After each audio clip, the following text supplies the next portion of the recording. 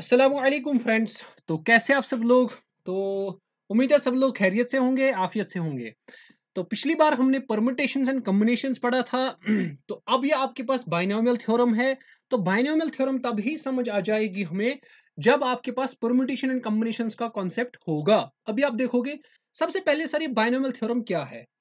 तो binomial theorem को क्या थ्योरम है उसको लिख लीजिए। बाइनोमियल थ्योरम क्या है हमारे पास। तो हमारे पास क्या है बाइनोमियल थ्योरम, वो कुछ इस तरह है। a plus B whole raise to power n, ठीक है, it's equal to N C zero X A raise to power n plus N C one A raise to power n minus one into B plus N C two A raise to power n minus two B square. अब इसका power कम हो जाएगा, B का power बढ़ता जाएगा, plus so on up to फिर last में आएगा एन सी, ये बढ़ता बढ़ता है, ये लास्ट में आएगा N C N minus one, फिर ए, अब ये छोटा हो गया, फिर ये बी बनेगा N minus one, last term होगी N C N B raised power N. ये आपके पास बाइनोमियल थ्योरम है, ठीक है। ये आपके पास बाइनोमियल थ्योरम है। सबसे पहले मैं ये बताता चलूं, जो जेकेएसएसबी ने लिखा है ना permutation and combinations and binomial theorem, मेरे हिसाब से बाइनोमियल थ्योरम पे कोई क्वेश्चन आएगा नहीं, ठीक है, मेरे हिसाब से। अब जो क्वेश्चंस हो सकते हैं, जितने पॉसिबल क्वेश्चंस बन सकते हैं, वो मैं आपको पढ़ा दूंगा, ठीक है। ये उतना बड़ा टॉपिक नहीं है, बस यही है बाइनोमियल थ्योरम। अब इसी के बारे में कुछ क्वेश्चंस देख लेते हैं। सबसे पहले कुछ इंपॉर्टेंट रिजल्ट्स देख लीजिए। सबसे पहले आप कुछ इंपॉर्टेंट रिजल्ट्स देख लीजिए, जैसे मिसाल के तौर पर तो यहाँ पे कुछ इंपॉर्टेंट ऑब्जर्वेशंस आप कह लीजिए या इंपॉर्टेंट रिजल्ट्स। सबसे पहला रिजल्ट, ये जो आपने ये वाले देखे ना, ये सारे जो थे, कौन कौन सा, एन सी जीरो, ठीक है, N C one, N C two, N C N minus one, N C N, इन सारों को बोलते हैं हम बाइनोमियल कोफिशिएंट्स। क्या बोलते हैं, इनको बोलते हैं बाइनोमियल कोफिशिएंट्स। तो हम लिखेंगे number one, the coefficients NCR occurring in the binomial theorem are known as, in the binomial theorem are known as, उनको क्या बोला जाता है, बाइनोमियल कोफिशिएंट। सबसे पहला रिजल्ट यही है। दूसरा रिजल्ट, अगर हम वापस जाएंगे, अगर हमारे पास लेट सपोज ए प्लस बी का होल स्क्वायर होता है, उसमें कितनी नंबर ऑफ टर्म्स होती है, वो होता है बराबर A square plus B square plus two A B, है ना। यहाँ पे तीन होती है, यानी इंडेक्स से एक ज्यादा। इसी तरह अगर यहाँ पे a plus B whole raise पर n है, इसमें नंबर ऑफ टर्म्स क्या होंगी, n प्लस वन। ये भी आपको याद रखना है। हो सकता है वो आपको पूछे, मिसाल के तौर पर आपको वहां से दिया होगा 3x plus 4y whole raise power 18, आपको पूछेगा वो बताओ इसमें कितनी टर्म्स होंगी, आपको बताना है 18 plus one, that means 19 terms. ये भी आपको वो क्वेश्चन पूछ सकता है, ठीक है। तो चलिए इसको लिख लेते हैं।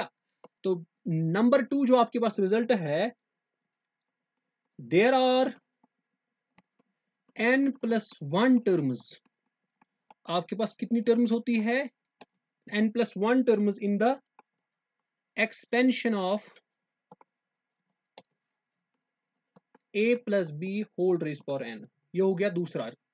तीसरा रिजल्ट क्या है हमारे पास, अभी और भी रिजल्ट्स हमारे पास है। क्या है तीसरा रिजल्ट, बोलता है अगर हम, ठीक है, तीसरा रिजल्ट बोलता है अगर हम क्या काम करते हैं, ये जो आपके पास हर टर्म लेंगे, ये टर्म लो, ये टर्म लो, ये टर्म लो, सारे टर्म्स, ए का कोफिशिएंट और बी का कोफिशिएंट, ये जो सॉरी ए का इंडेक्स जो है यानी पावर, और बी का पावर, अगर हम इनका ऐड करेंगे ना, वो सम आएगा एन के बराबर। जैसे यहाँ पे ए का पावर क्या है एन, बी का पावर तो कुछ नहीं है। यहाँ पे ए का पावर है एन माइनस वन, बी का पावर क्या है वन, तो प्लस वन कर लो, ये भी एन के बराबर आएगा, इधर भी ये एन के बराबर आएगा, इधर भी ये एन के बराबर आएगा। अब आप सारी जगह पे चेक करोगे ना, ये सारा का सारा किसके बराबर आएगा, एन के ही बराबर आ जाएगा। तो ये भी इसका तीसरा इंपॉर्टेंट रिजल्ट हम लिखेंगे। क्या लिखेंगे इसको रिजल्ट्स में लिखेंगे in the expansion of, in the expansion of a plus B whole raise to power n the sum of indices, indices होते हैं powers, the sum of powers लिखेंगे, the sum of powers of A and B, the sum of powers of A and B is equal to n, is equal to n in all terms, in all terms of the expansion, हर किसी term में, चाहे वो पहला term है, second term है, third term है, जो भी टर्म है, ठीक है। तो ये हो गया ये। अब इसके बाद हमारे पास और क्या है, अगर हम पावर लेंगे b का, ठीक है, तो चलो छोड़ो, इतना काफी है। अच्छा जी, उसके बाद हमें क्या करना है काम, लेट सपोज अब हम कुछ क्वेश्चंस देख लेते हैं, ठीक है। लेट सपोज एक क्वेश्चन है हमारे पास, एक्सपैंड करना है हमें बेटा, एक्सपैंड करना है 2x plus 5y whole raised power 5 को एक्सपैंड करना है using binomial theorem. Binomial theorem का यही फंडा है कि आप बड़े इंडिसेस जहां पर पावर ज्यादा होगा, क्यूब से ज्यादा, वो भी आप कर सकते हो, वो भी सॉल्व कर सकते हो। अब अगर आपको ऐसा होगा तो वो आप कैसे सॉल्व करोगे, देखिए बेटा, ये आप इसको a रख लीजिए, इसको आप b रख लीजिए, तो क्या आ जाएगा इसका 2x plus 5y whole raise power 5 आएगा बराबर, सबसे पहले NC0, ठीक है ना, NC0 पहला वाला, तो उसके बाद क्या बनेगा आपका, सबसे पहला आता है NC0, फिर a raise power n, that means 2x whole raise power n, okay, फिर प्लस NC1, अब फिर हो जाएगा 2x, लेकिन अब यहाँ पे n क्या है, n यहाँ पे 5 है, तो मुझे प्रॉपरली यहाँ पे लेना पड़ेगा n को 5, तो यहाँ पे हम लेते हैं प्रॉपरली 5C0, फिर यहाँ पे 5C1, 2x रेज्ड पावर, यहाँ पे आएगा 2x रेज पर 5, 2x रेज पर 4, अब आएगा 5 बाई मल्टीप्लाई में, फिर 5C2, 2x को अब क्यूब हो जाएगा, 5y को स्क्वायर हो जाएगा, इसी तरह फिर plus 5C3, 2x whole raise पर स्क्वायर, फिर 5y को क्यूब आ जाएगा, फिर प्लस 5C4, अब 2x खाली आ जाएगा, फिर मल्टीप्लाई हो जाएगा 5y रेज पावर 4 को, फिर लास्ट में आ जाएगा 5C5, फिर 2x खत्म, फिर 5y रेज पावर 5। अब अगर आप देखोगे ना, यहाँ पे n क्या था, हियर n इज 5, आप अगर टर्म्स देखोगे ना वो 6 आएंगे, 1 2 3 4 5 एंड 6 टर्म्स। दूसरा चीज अगर आप देखोगे, जो मैंने अभी रिजल्ट्स में लिखवाया कि a और b के पावर्स का सम हर किसी टर्म में 5 होगा, n के बराबर, देखो यहाँ पे 5 के बराबर, यहाँ पे 4 है, यहाँ पे 1 है, 4 plus 1 is 5, 3 plus 2 is 5, 2 plus 3 is 5, 4 plus 1 is 5, 5, तो हर जगह ये पावर जो है, sum of powers of A and B, ये हमेशा 5 ही आता है। तो ये हमारे पास बाइनोमियल थ्योरम थी कि हम बाइनोमियल थ्योरम को कैसे एक्सपैंड करते हैं। अब आ जाते हैं बाइनोमियल थ्योरम के एक और चीज पे, उसको बोलते हैं जनरल टर्म, ठीक है। तो मान लेते हैं हमारे पास बाइनोमियल थ्योरम थी जो हमने अभी पढ़ी, तो बाइनोमियल थ्योरम हमारे पास कुछ इस तरह थी, तो इसको बोलते हैं हम general term, general term of binomial theorem.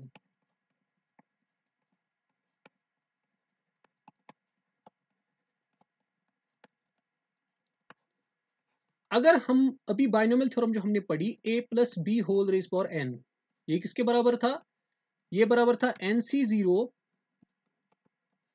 a raise power n plus NC1 के बाद किसके बराबर था, a raise power n minus 1 into B plus NC2 a raise power n minus 2 into B square plus NC3 a raise power n minus 3 B cube, फिर plus so on plus NCn minus 1 into A B raise power n minus 1, फिर last में आएगी NCn, है ना, फिर a खत्म हो जाएगा, फिर b का आएगा रेज पावर n। ये हमारे पास बाइनोमियल थ्योरम थी। अगर आप मुझे बेटा बताओगे what is the first term of this binomial theorem, first term अगर आप मुझे बताओगे क्या आ जाएगा फर्स्ट टर्म, अच्छे से देख लेना, फर्स्ट टर्म मेरी जो आ जाएगी वो आएगी NC0 a raise power n। Second term अगर आप मुझे बतानी होगी, सेकेंड टर्म किसके बराबर आएगा, NC1 a raised power n minus 1 into B, है ना, b रेज पावर 1, यहाँ पे मैं लिख सकता हूँ b रेज पावर 0, हाँ लिख सकते हैं, anything raise power 0 is 1। Third term किसके बराबर आएगा, थर्ड टर्म आएगी NC2 ए रेज पावर n-2 b²। अब अगर आपको निकालनी होगी फोर्थ टर्म, क्या करना है देखो, अब आप थोड़ा पैटर्न से चलो। यहाँ पे आएगा NC3 ए रेज पावर n-3, इसको एक कम कर लो, b को क्यूब कर लो। अब इसी तरह अगर आपको जनरल टर्म निकालनी होगी, rth टर्म, कौन सी टर्म होगी, लेट्स सपोज r+1 टर्म निकालनी होगी। आपके पास जो r+1 टर्म होती है, ठीक है, उसको बोलते हैं हम जनरल टर्म। क्या बोलते हैं हम उसको, जनरल टर्म बोलते हैं हम उसको। तो r, या पहले हम r टर्म निकालते हैं। चलो बेटा निकालिए r टर्म। r टर्म कैसे निकलेगी, सिंपल है, आपको पहले n तो ऐसे ही लिखना है। c देखो यहाँ पे अगर 4 है, यहाँ पे 3 था, तो इसका मतलब 4 से एक कम करना है, इसका मतलब r-1 आएगा। फिर a रेज्ड पावर n-3, तो यहाँ पे आएगा n-r-1, तो आएगा n-r+1। फिर b का क्यूब है, तो यहाँ पे क्या आएगा, 3 क्या था यहाँ पे, इससे एक कम, तो यहाँ पे आएगा b रेज्ड पावर r-1। अब आ जाते हैं r+1 टर्म पे। तो बेटा r+1 टर्म क्या बनेगी, n तो यहीं पे लिखना है। अब इसको r+1 से एक कम करना है। अगर ये 4 यहाँ पे 3 लिखा था, तो यहाँ पे लिखेंगे हम r a, फिर n-3 यानी पे यहाँ पे लिखना है n-r, यहाँ पे क्या लिखोगे, b रेज पावर r। तो ये आपकी जनरल टर्म है, तो इसको लिखते हैं tr से। tr+1 is equal to NCr a raise to power n-r b raise to power r। इसको बोलते हैं हम general term of the binomial theorem. ठीक है, तो मान लेते हैं ये क्या फायदा देगा। लेट सपोज अगर हमें लेट सपोज एक्सपेंशन होगा x-3/x² होल रेज पावर 30, आपको सिंपल से ढूंढना है फाइंड द फिफ्थ टर्म। आप मतलब सारा निकालोगे, आप क्या करोगे, आप यही यूज करोगे, tr+1 किसके बराबर होता है, NCr a raised power n-r divided into x raise power r। लगाओ, तो यहाँ पे r का वैल्यू क्या देना है आपको, फिफ्थ टर्म निकलेगी, r4 लेना है, तो t4+1 बनेगा NC4। a क्या है यहाँ पे, a है x, है ना, a यहाँ पे x है। रेज्ड पावर n क्या है यहाँ पे, n है यहाँ पे 30, तो n का वैल्यू 30 लेते हैं। ठीक है, अगर आप क्वेश्चन में देखोगे n का वैल्यू है ना यहाँ पे 30, तो यहाँ पे 30 रखेंगे। तो x raise power 30 minus r कितना लेना है, r यहाँ पे हमने 4 लिया। फिर x यहाँ पे है -3/x², होल रेज पावर क्या करना है, r क्या लिया हमने, r लिया 4। तो ये सीधे हमने फिफ्थ टर्म निकाली, ये जो हमें हमारे पास निकला ना t5 निकला बराबर 30c4 x raise to power 26। ठीक है, -3 रेज पावर 4 आएगा, 3 raise power 4 divided by x raise power 4, x raise power 8 आएगा ये। तो ये हमारे पास फिफ्थ टर्म होगी। इसी तरह अगर आपको सेवन टर्म ढूंढनी होगी, कोई भी टर्म अगर आपको ढूंढनी होगी, तो आप आराम से उसको ढूंढ सकते हो। अब इसका लास्ट कॉन्सेप्ट है जो है middle term. Middle term in a+b whole raise power n। अब हम मिडल टर्म को कैसे ढूंढते हैं, देखिए, अब अगर हमारे पास n होगा, इसका केस नंबर 1 है। अगर n होगा आपके पास लेट सपोज इवन, आपके पास नंबर ऑफ टर्म्स कितनी होती है, नंबर ऑफ टर्म्स होती है आपके पास n+1, तो फिर n+1 क्या बन जाएगा, ऑड। तो याद रखना है उस टाइम पे जो मिडिल टर्म होगी ना, मिडिल टर्म, उस वक्त पे मिडिल टर्म होती है बराबर n+1, इस +1 को और एक +1 करो डिवाइडेड बाई 2 टर्म। ठीक है, सो वो बनेगा आपका n/2 + 2/2 बनेगा 1 टर्म। ये आपकी मिडिल टर्म होगी। तब केस नंबर 2, जब आपके पास n होगा ऑड, जब आपके पास n ऑड होगा, नंबर ऑफ टर्म्स किसके बराबर होता है, वो होता है बराबर n+1, तो n+1 इवन बन जाएगा। तो इवन के वक्त क्या हो जाता है काम, हम n/2 निकालते हैं और n/2 + 1 निकालते हैं, उन दोनों का एवरेज निकालते हैं। तो ये आपको पता होगी। तो आप क्या काम करते हो, वी टेक द एवरेज। सो आपके पास जो मिडिल टर्म होगा, तो मिडल टर्म आपके पास क्या होगी बेटा, वो आपको दिमाग में रखना है। जब आपके पास ऐसा कुछ होता है, तो मिडल टर्म 2 होती है उस टाइम पे। कौन कौन सी होती है, एक तो होती है यहाँ पे n/2 टर्म। ठीक है, आप कह सकते हो एक होती है हमारे पास n/2, हाँ, n/2 टर्म होती है। अगर आपके पास क्या होती है, इवन, अगर आपके पास n होता है ऑड, इसका मतलब n+1 क्या होता है, इवन। तो हमारे पास दो टर्म्स होती है, एक होता है n+1, सॉरी यहाँ पे आ जाएगा n+1 डिवाइडेड बाई 2 आएगा ना, इसका 2 n+1 डिवाइडेड बाई 2 टर्म,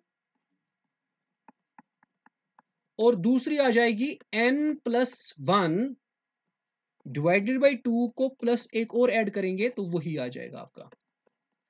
तो याद रखना है आपको, जब आपका n इवन होगा आपको मिडिल टर्म एक होती है, किसके बराबर, n/2 + 1। अगर आपके पास n होता है ऑड, मिडिल टर्म्स दो होती है, एक तो n+1/2 टर्म होती है और n+1 डिवाइड बाई 2 + 1। ये वैसा ही है जैसे हमने मीडियन किया था, बिल्कुल वैसा ही है। अब हम यहाँ पे कुछ क्वेश्चंस देख लेते हैं, जैसे मिसाल के तौर पर लेट सपोज हमारे पास एक क्वेश्चन है, फाइंड द कोफिशिएंट। ठीक है, आपके पास लेट सपोज एक आंसर आएगा, find the coefficient of x⁻6 y³ in the expansion of x + 2y whole raised to power 9। तो सबसे पहले आपको पता है, अभी मैंने बोला TR+1 किसके बराबर होता है, NCR x raised to power n-r into, sorry a raised, यहाँ पे a आता है तो यहाँ पे a होता था a raised power n-r into b raised power r, यही होता था ना। लेकिन अब यहाँ पे क्या करेंगे हम काम, निकालिए TR+1 इसके बराबर आएगा, वो आएगा n यहाँ पे 9 है तो यहाँ पे लिखेंगे 9CR a किसके बराबर है, x, तो x को रेज करेंगे n-9 तो 9 - r बनेगा। b को रेज करेंगे, b क्या है 2y को रेज करेंगे r। ठीक है, आप देख लो इसके बाद इसको मैं ऐसे लिख सकता हूं, ये बनेगा 9CR। ठीक है, ये क्या आ जाएगा, x raise to power n-r, ऐसे ही लिखो, 2 रेज पावर r बाहर आ जाएगा तो उसको ऐसे लिखेंगे, तो ये बनेगा x raise power n-r into y raise power r। ठीक है, तो अब आपको इसका कोफिशिएंट निकालना था, किसका कोफिशिएंट निकालना था आपको निकालना था x रेज पावर 6 और y³ का। अब बताओ x का कोफिशिएंट कब आएगा 6, जब मैं n r का वैल्यू क्या दूंगा 3, सीधे r का वैल्यू 3 दो, तो यहाँ पे आएगा T4 आ जाएगा आपको सिंपली, जब आप r दोगे ना 3, सो पुट, इसके बाद पुट करेंगे r = 3, तो क्या आ जाएगा आपको, वो बनेगा NCR, है ना, 9CR, r क्या देना है आपको, और r देना है 3, तो 2 रेज पर r दैट मीन्स 2 का क्यूब आ जाएगा। ठीक है, ये क्या बनेगा आपको x रेज पर 6, ये बनेगा y³, है ना। तो अब कोफिशिएंट क्या होगा, कोफिशिएंट होगा ये, तो कोफिशिएंट आपका आ जाएगा 9C3 2³ दैट इज 8, तो 8 9C³ इसका 9C3 इसका आंसर है, ये इसका आंसर है। जब इसको सॉल्व करोगे ये बनेगा 672। तो चलिए एक और क्वेश्चन देख लेते हैं, उसके बाद इसको वाइंड अप कर लेते हैं। हमारे पास एक और क्वेश्चन है, इसके बारे में कौन सा क्वेश्चन है उसको भी देख लेते हैं अच्छे से। तो ये हमारे पास एक क्वेश्चन है, फाइंड द मिडिल टर्म। ठीक है, लेट सपोज आपके पास ये है 2y² by 3 plus 3/2y² whole raise पर 9। आपको इसका क्या निकालना है, आपको निकालना मिडिल टर्म। मैंने आपको बोला जब n ऑड होता है तब मिडिल टर्म्स दो होती है, जब आपके पास दो मिडिल टर्म्स कितनी होती है, दो, तो कौन कौन सी मिडिल टर्म होगी, एक तो होगा आपके पास 9 + 1 इज 10, 10 + 1 इज, हाँ तो आएगा 9 + 1 डिवाइडेड बाई 2। मैंने आपको बोला n+1 डिवाइडेड बाई 2 आ जाएगा, दैट मीन्स 10+2 आ जाएगा, 10/2 टर्म, और बनेगा 10/2 + 1, वो बनेगा 6 टर्म। तो आपको एक्चुअली 5th टर्म निकालनी है और निकालनी है 6th टर्म।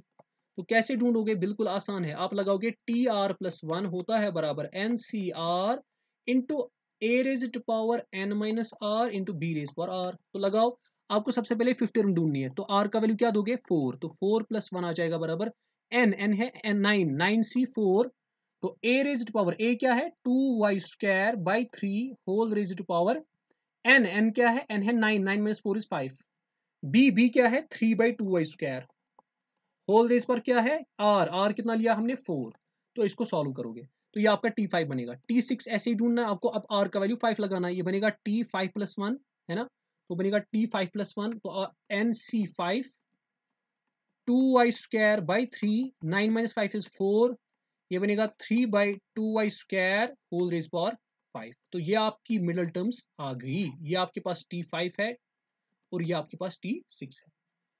तो आगे चलते हैं हम लास्ट क्वेश्चन देख लेते हैं, और बाइनोमियल थ्योरम हमारा कंप्लीट हो गया। और जो इसके क्वेश्चंस होंगे वो मैं इंशाल्लाह अपनी यूट्यूब चैनल पे दिखाऊंगा, ठीक है। तो एक क्वेश्चन कर लेते हैं, बोलता है the coefficients of 3 consecutive terms, the coefficients of 3 consecutive terms in the expansion of 1 plus a raised power n, 1 plus a raised power n are in the ratio किसके रेशियो में है, 1:7:42। आपको n निकालना है, आपको क्या करना है, n निकालना है। देखिए कैसे, इस ये हो सकता है ये आ जाए। अब सबसे पहले क्या करेंगे हम काम हमारे पास 3 consecutive टर्म्स है, इसका मतलब अगर हम consecutive टर्म्स को ऐसे लेंगे, लेट सपोज एक लेंगे r-1 टर्म, उसके बाद कौन सी consecutive होगी, r टर्म होगी, उसके बाद कौन सी होगी, r+1 टर्म होगी।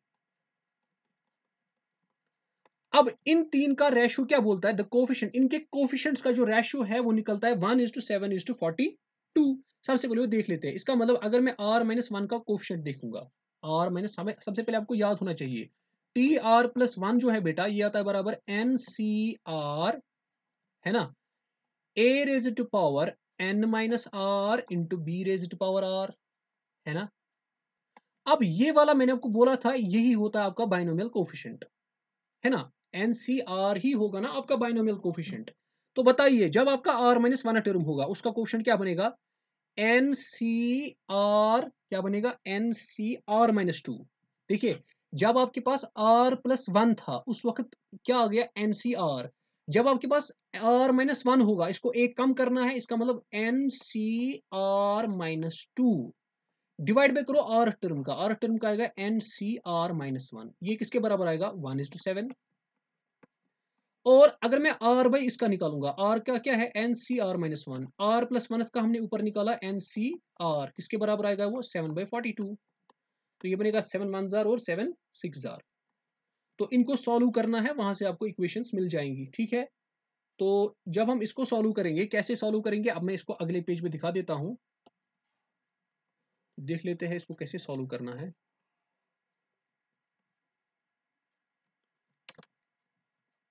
तो चलिए ये हमारे पास आ गया, ऊपर लेते हैं, ओके। तो हम क्या करेंगे काम, इसको एक्सपेंड कर लेते हैं, ठीक है। इसको हम लिख सकते हैं एनसीआर को n factorial divided by n minus r+2 factorial into r-2 factorial, लिख सकते हैं, हाँ बेटा लिख सकते हैं। होल डिवाइड पे आ जाएगा नीचे वाला, वो हो जाएगा n factorial divided by n minus r, minus of minus बनेगा +1 फैक्टोरियल, है ना। ये क्या बनेगा नीचे r-1 फैक्टोरियल, ये किसके बराबर आएगा 1/7। अब इसी तरह यहाँ पे क्या लिखोगे आप, n factorial divided by n minus r+1 factorial into r-1 factorial whole divided by n factorial divided by n minus r factorial into r factorial, किसके बराबर आएगा 1/6 के। तो चलिए n फैक्टोरियल गया, n फैक्टोरियल गया, इसको हम ऊपर लिखते हैं, ये क्या बनेगा, ये बनेगा n minus r+1 factorial into r-1। इस r-1 को ऐसे लिख सकते हैं, r-1 फैक्टोरियल को r-1 इंटू r-1 वो बनेगा r-2 फैक्टोरियल डिवाइडेड बाय, ये बनेगा नीचे n minus r+1, sorry n minus r+2 factorial into r-2 factorial, किसके बराबर है 1/7 के। और दूसरी टर्म क्या है यहाँ पे, इसको देख लीजिए, ये है n minus r factorial into r को लिख सकते हैं r into r-1 factorial whole divided by क्या है नीचे n minus r+1 factorial into r-1 factorial, इसके बराबर है 1/6 के। तो चलिए इसको आप अगले पेज पे देख लेते हैं।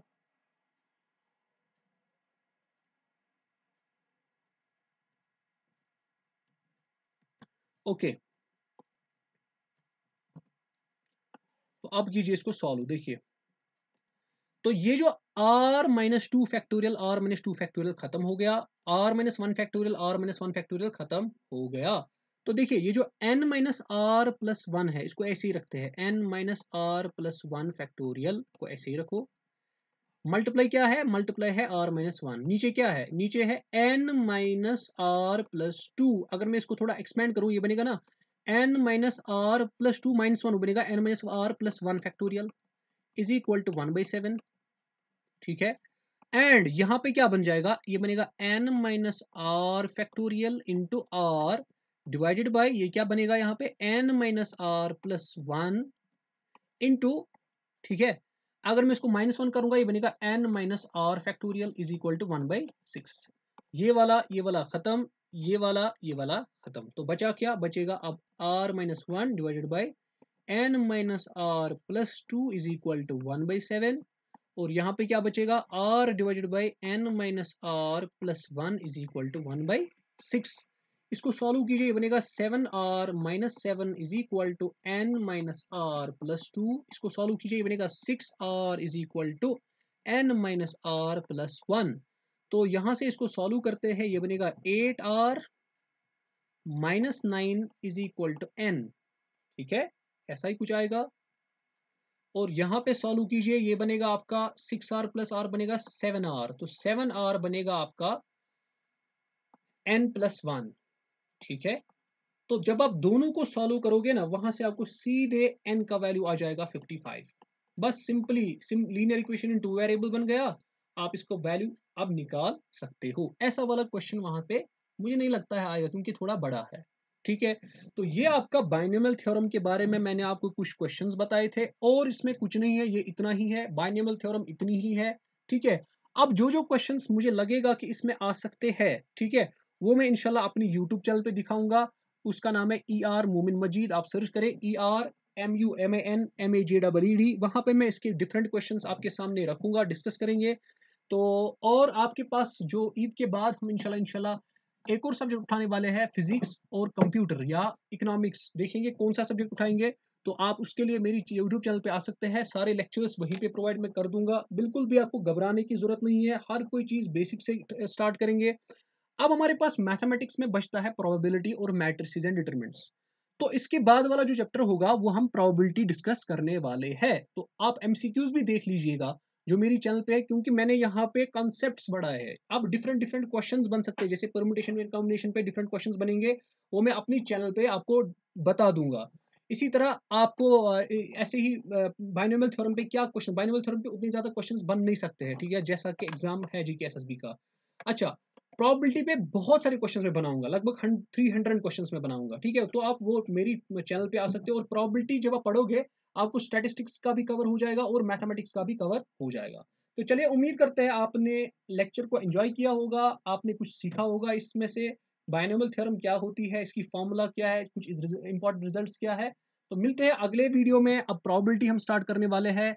तो चलिए, अब हमारे पास 90% लगभग सिलेबस कंप्लीट हो चुका है। तो चलिए, सबसे पहले कॉन्ग्रेचुलेशंस आपके लिए, आपने भी मतलब सपोर्ट किया दिया, आप भी सपोर्ट और दिखाइए। तो चलिए मिलते हैं अगले क्लास में, तब तक के लिए अल्लाह हाफिज़।